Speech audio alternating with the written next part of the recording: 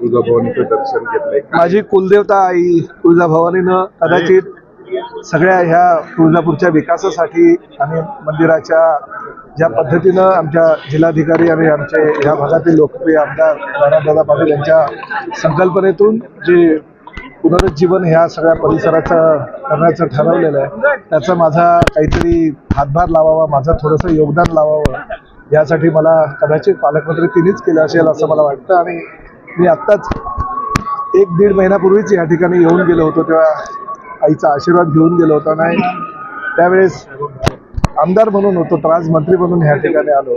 त्यामुळे आईच्या आशीर्वादानं हे जेवढं काही विकास या परिसरात करता येईल आणि प्रामुख्याने धाराशिवचा करता येईल यासाठी मी प्रयत्न. जिल्ह्याच्या भाडेवाढी संदर्भात काही अंतिम निर्णय झालेला आहे का? अजित पवारांनी असं वक्तव्य केलं की आणखी काही निर्णय झालेला नाही, काय? नाही, तसं अजित पवार परवाच्या दिवशी बोलले होते. काल असं काही भाडेवाढ झाल्यानंतर काही बोललेलं नाही आहेत, परंतु प्राधिकरणाच्या बैठकीमध्ये ही चर्चा होऊन चर्चेमध्ये 14.95% भाडेवाढ ही एसटीची झालेली आहे आणि ती अपरिहार्य आहे, कारण गेले 3 वर्षे ही भाडेवाढ झाली नव्हती. आणि काल ही भाडेवाढ झालेली आहे कारण 3 कोटी रुपये दर दिवसाचा तोटा एस टी महामंडळाला होत होता. एस टी चालवणं कठीण होत होतं, अशी परिस्थिती निर्माण झाली होती. कर्मचाऱ्यांचा पगार देण्याचे सुद्धा पैसे एस टी महामंडळाकडे नसायचे.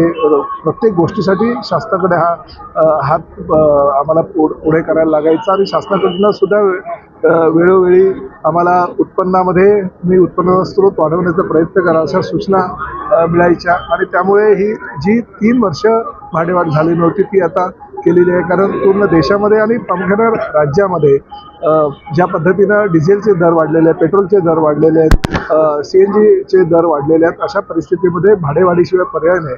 कर्मचाऱ्यांचे जे पगार आहे ते वेळेवर पोचणं गरजेचं आहे. कर्मचाऱ्यांची पगारवाढ झालेली आहे, बोनस तर लांबचीच गोष्ट आहे. त्यामुळे ज्या कर्मचाऱ्यांना घेऊन 87,000 कर्मचारी आमच्याकडे आहेत, त्यांना घेऊन आम्ही ही महामंडळ जर चालवत असेल तर निश्चितपणे त्यांचा विचार करणं आम्हाला गरजेचं आहे. त्यामुळे प्रवाशांना विनंती आहे, महायुती सरकारच्या कार्यकाळामध्ये आमच्या लाडक्या बहिणींना आम्ही 50% सवलत दिली.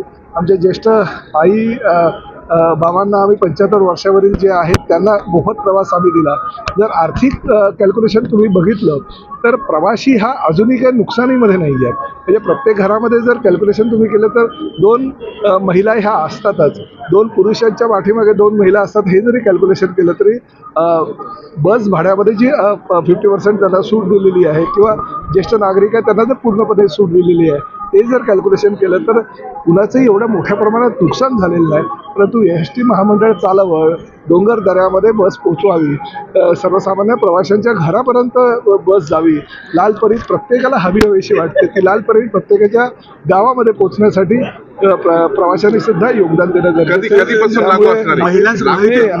काल रात्रीपासून लागू झालेली आहे आणि ही दरवाढ जी आहे ती अपरिहार्य. आपल्या महायुती एसटी फायद्यात आली असं बोललं गेलं. आता एसटी परत त्याचं कॅल्क्युलेशन बसवण्यासाठी या योजनेला काय काठी लावली जाणार आहे? बिलकुल नाही. ज्येष्ठ नागरिकांना जी आम्ही मोफत योजना आम्ही चालू केलेली आहे ती कंटिन्यू आहे, ती कुठे आम्ही त्याचा खंड केलेला नाही.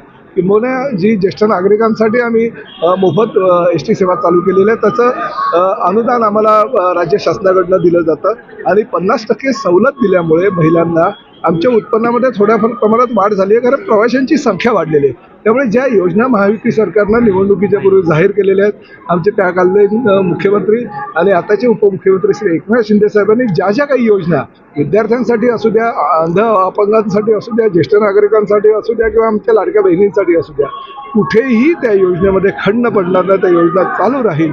फक्त प्रवाशांना परिवहन मंत्री म्हणून माझी विनंती आहे की प्रवाशांनी सुद्धा आमच्या ह्या सगळ्या एस टी महामंडळाच्या कार्यप्रणालीमध्ये त्यांचंही योगदान द्यावं.